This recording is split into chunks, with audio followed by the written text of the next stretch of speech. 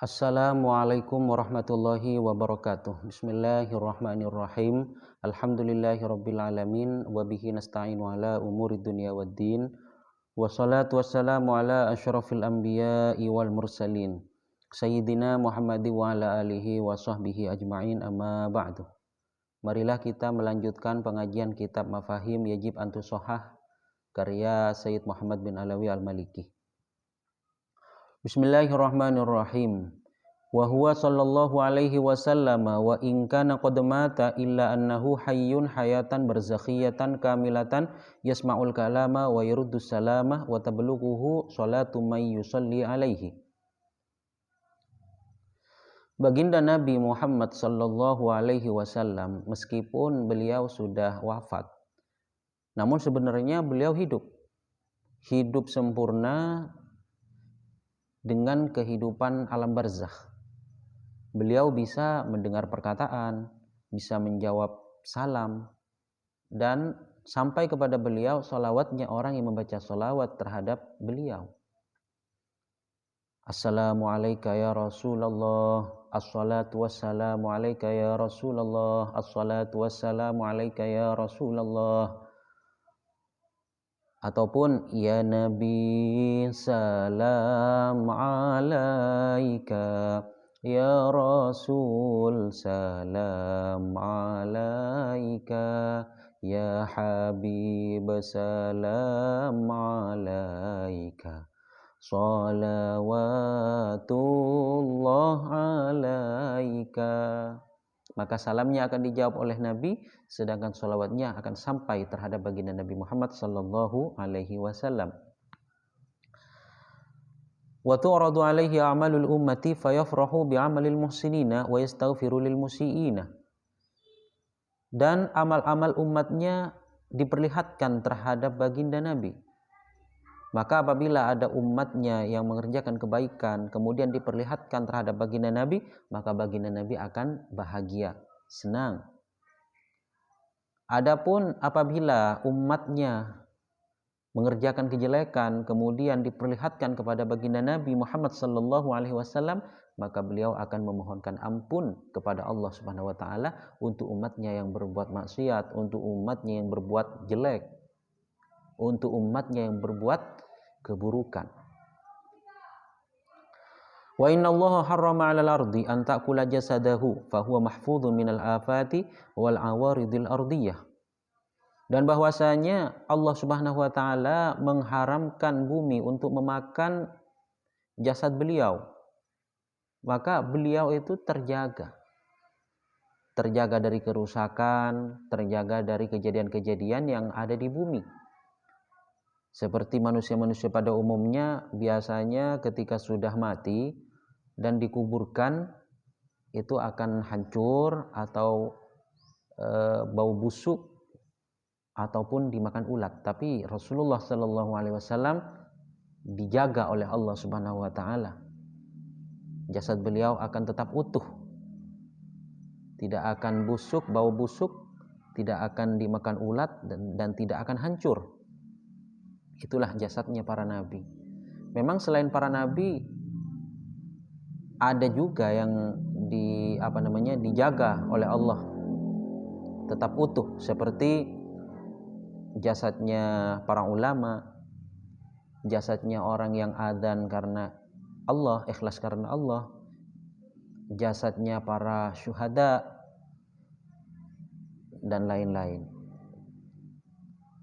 Apalagi jasadnya baginda Nabi Muhammad sallallahu alaihi wasallam. Wa an Aus bin Aus radhiyallahu an qala Rasulullah sallallahu alaihi wasallam, inna min afdali ayyamikum yaumul jum'ah fihi khuliqa Adam wa fihi qubida wa fihi nafkhah wa fihi sa'qah fa akthiru alayya minas salati fihi fa inna salatakum ma'rudatun alayya.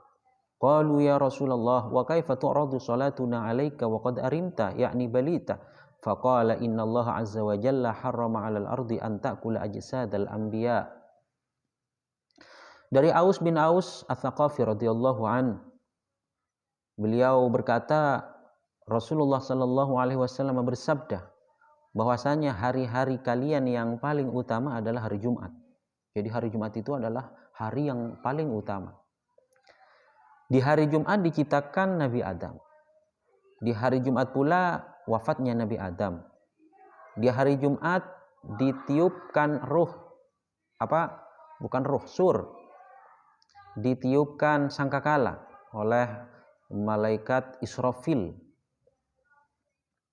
Maka ketika ditiupkan sangkakala yang pertama ini akan terjadi sokoh.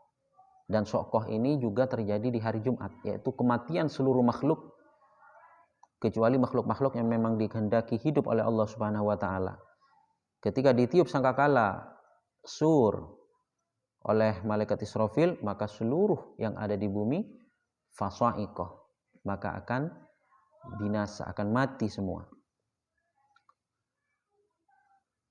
Maka perbanyaklah kalian membaca sholawat padaku di hari Jumat, karena sholawat kalian akan diperlihatkan kepada aku, kata Rasulullah. Sahabat bertanya, wahai Rasulullah, bagaimana sholawat kita diperlihatkan kepada engkau, sedangkan engkau sudah hancur? Maka Rasulullah Shallallahu Alaihi Wasallam bersabda, Allah Subhanahu Wa Taala, sesungguhnya Allah Subhanahu Wa Taala mengharamkan bumi untuk memakan jasad-jasadnya para nabi. Kata baginda Nabi, jasadnya para nabi tidak mungkin dimakan bumi, tidak mungkin hancur, akan tetap utuh. Apalagi baginda Nabi. Jadi baginda Nabi jasadnya akan tetap utuh, tidak mungkin hancur, tidak akan dimakan bumi, tidak akan dimakan ulat. Maka pada waktu itu sholawat orang mukmin akan diperlihatkan terhadap baginda Nabi. Sholawat itu adalah memohonkan rahmat kepada Allah Subhanahu wa taala apabila sholawat itu dibaca oleh orang mukmin. Beda halnya kalau sholawat dari Allah. Kalau sholawat dari Allah itu adalah rahmat. Sedangkan sholawat dari malaikat itu adalah memohonkan ampun, istighfar. Jadi ada perbedaan sholawat kita, sholawat Allah dan sholawat para malaikat. Innallaha wa malaikatahu yusalluna 'alan nabi ya ayyuhalladzina amanu sallu 'alaihi wa sallimu taslima. Sesungguhnya Allah dan malaikatnya membaca sholawat terhadap baginda Nabi. Maksudnya kalau Allah memberi rahmat, kalau malaikat memohonkan ampun. Ya ayyuhalladzina amanu sallu alaihi wasallimu taslima. Wahai orang mukmin, membaca sholawatlah kalian semua. Maksudnya memohonkan rahmat kepada Allah Subhanahu wa taala untuk baginda Nabi. Wa fi dzalika risalatun khassatun lil Hafidz Jalaluddin As-Suyuti asmaha Imba'ul Adqiya bi Hayatil Anbiya alaihi wassalatu wassalam. Dalam masalah Nabi hidup ini ada risalah khusus yang dikarang oleh Al-Hafidz Jalaluddin As-Suyuti, yang oleh beliau risalah tersebut diberi nama Imba'ul Adqiya bi Hayatil Anbiya, memberikan informasi kepada para cendekiawan dengan hidupnya para nabi alaihi wassalatu wassalam. Wa an Ibnu Mas'ud radhiyallahu an Rasulillah sallallahu alaihi wasallam qala hayati khairun lakum tuhditsuna wa yuhdatsu lakum wa wafati khairun lakum tu'radu alayya a'malukum fama ra'aitu min khairin hamidtullaha alaihi wa ma ra'aitu min syarrin istaghfartu lakum. Dari sahabat Abdullah bin Mas'ud radhiyallahu an dari Rasulullah sallallahu alaihi wasallam berkata, hidupku baik untuk kalian. Kalian bisa bertanya kepada Rasulullah, kepadaku, ketika terjadi problem atau masalah-masalah yang menyangkut urusan Islam, ilmu syariat, maka akan langsung ditanyakan kepada Rasulullah. Begitupun Rasulullah, setiap ada wahyu, setiap ada permasalahan hukum syariat, hukum Islam, maka akan disampaikan kepada para sahabat. Itu apabila Rasulullah masih hidup. Sedangkan wafat saya, kematian saya itu juga baik untuk kalian. Di waktu Rasulullah wafat pun tetap merupakan kebaikan terhadap para sahabat. Kenapa bisa? Karena diperlihatkan kepadaku, kata Rasulullah, amal-amal kalian, amal-amal para sahabat, amal-amal umat Islam, umat Rasulullah itu akan diperlihatkan terhadap baginda Nabi. Apabila saya, kata baginda Nabi, melihat kebaikan, maka saya akan memuji kepada Allah. Alhamdulillah. Namun apabila saya melihat kejelekan, keburukan, maka saya memohonkan ampun kepada Allah untuk kalian, untuk para sahabat, untuk orang-orang setelah baginda Nabi, yaitu untuk umat baginda Nabi Muhammad sallallahu alaihi wasallam. Wa an Abi Hurairah radhiyallahu anhu an Rasulillah sallallahu alaihi wasallam qala ma min ahadin yusallimu alayya illa raddallahu alayya ruhi hatta arudda alaihi salam. Qala ba'dul ulama radda alayya ruhi ay nutqi. Dari Abu Hurairah radhiyallahu an dari Rasulullah sallallahu alaihi wasallam bersabda, tidaklah seorang pun membaca salam, mengucapkan salam kepadaku, kata Rasulullah, kecuali Allah mengembalikan perkataanku. Ada sebagian ulama menjelaskan, menafsiri bahwa yang dimaksud radda alaiha ruhi itu yang dimaksud adalah nutki, yaitu ucapan Rasulullah akan dikembalikan oleh Allah Subhanahu wa taala sehingga Rasulullah bisa menjawab salam itu. Assalamualaikum ya Rasulullah, Assalamualaikum ya Rasulullah, akan dijawab oleh Rasulullah, karena pada waktu itu Allah Subhanahu wa taala mengembalikan pembicaraannya. Wa an Ammar bin Yasir radhiyallahu an qala Rasulullah sallallahu alaihi wasallam, innallaha wakkala bi qabri malakan a'tahu Allahu asma'al khalaiqi. Dari Ammar bin Yasir radhiyallahu an berkata, baginda Nabi Muhammad sallallahu alaihi wasallam bersabda bahwasanya Allah Subhanahu wa taala mengirimkan malaikat di kuburan saya, kata Rasulullah. Yang mana malaikat tersebut oleh Allah diberi nama-nama seluruh makhluk. Jadi semua makhluk diberi nama-nama, seluruh makhluk itu diberikan kepada malaikat tersebut, malaikat yang dikirimkan oleh Allah Subhanahu wa taala, yang ditugaskan oleh Allah Subhanahu wa taala. Fala yusalli alayya ahadun ilayya yaumal qiyamati illa ablaghani bismihi wasma abihi hadza fulanun bin fulan qad shalla alaika. Maka tidaklah seorang pun membaca salawat kepadaku sampai hari kiamat, ya, sampai hari kiamat, kecuali malaikat tersebut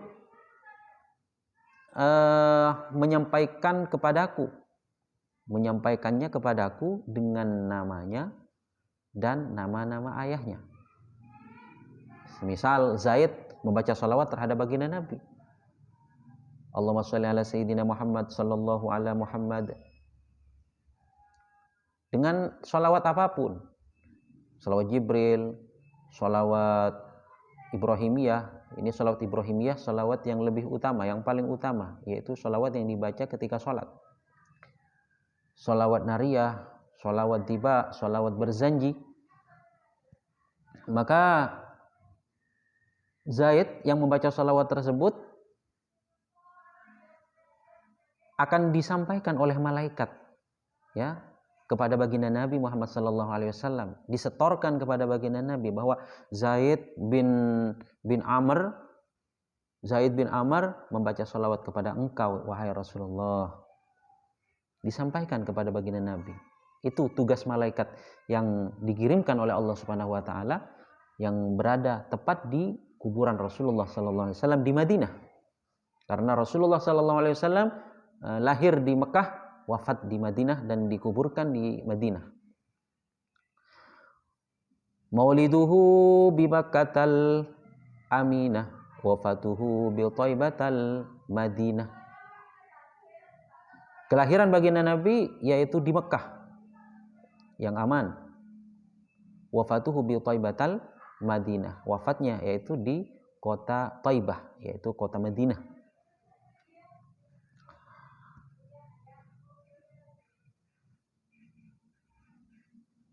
Rawahul Bazzar wa Abu Syekh Ibnu Hibban Wa lafdhuhu qala Rasulullah sallallahu alaihi wasallam inna lillahi tabaraka wa ta'ala malakan a'tahu Allahu asma'al khalaiqi fa huwa qa'imun ala qabri idza mittu falaysa ahadun yusalli alayya illa qala ya Muhammadu shalla alayka fulanun bin fulan qala fa yusalli ar-rabbu tabaraka wa ta'ala ala dzalika ar-rajuli bi kulli wahidatin ashran rawahu Tabrani fil kabir binahwihi. Hadis tadi diriwayatkan oleh Al-Bazzar dan juga Abu Syekh Ibnu Hibban, dan lafalnya Rasulullah sallallahu alaihi wasallam bersabda yang artinya sesungguhnya Allah Subhanahu wa taala mempunyai malaikat yang mana malaikat tersebut diberi pendengaran seluruh makhluk. Jadi mempunyai pendengaran yang banyaknya sama dengan hitungan makhluk. Sedangkan malaikat tersebut berada di kuburan baginda Nabi.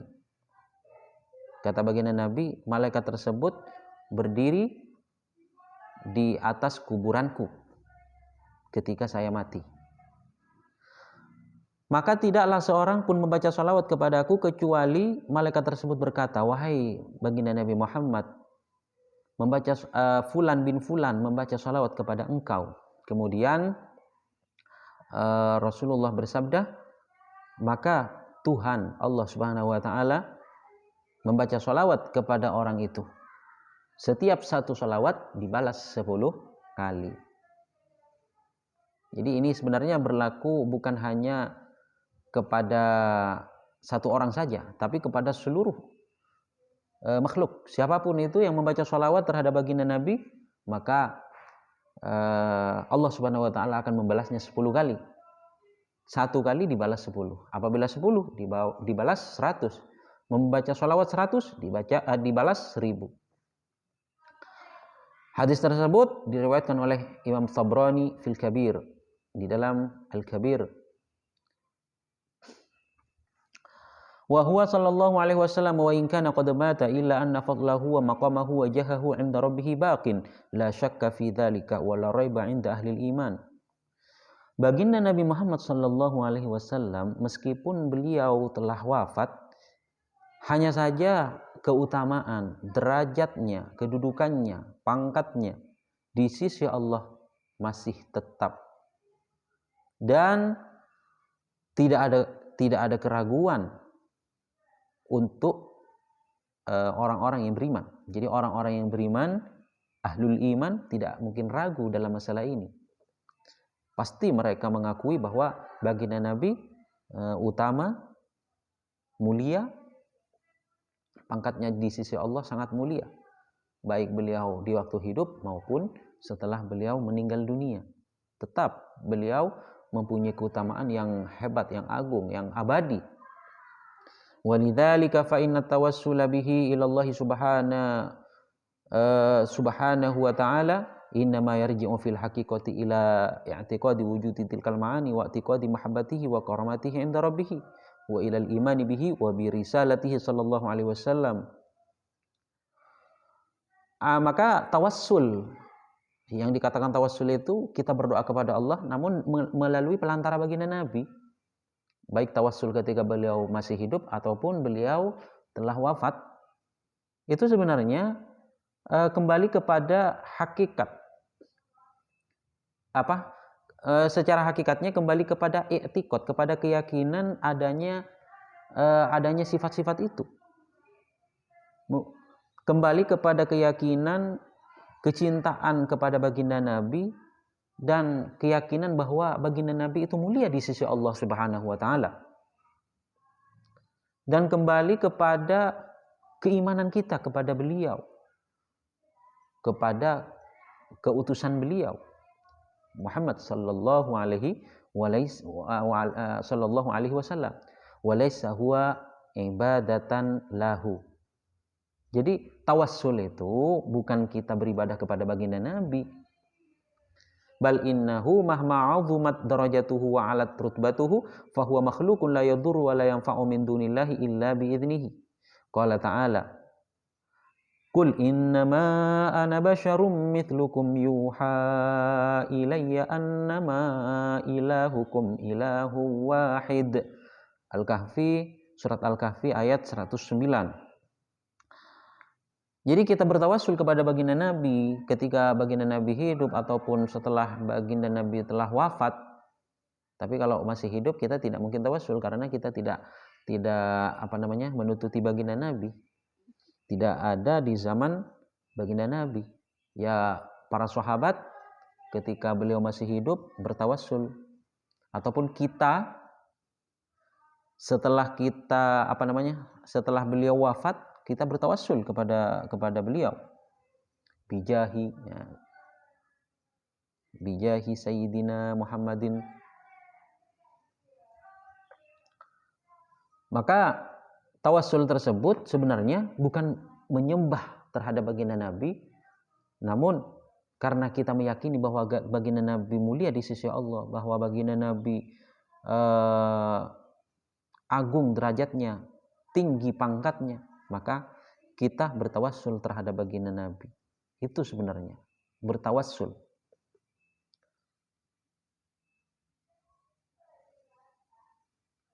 Kalau berbicara tentang beliau ya makhluk.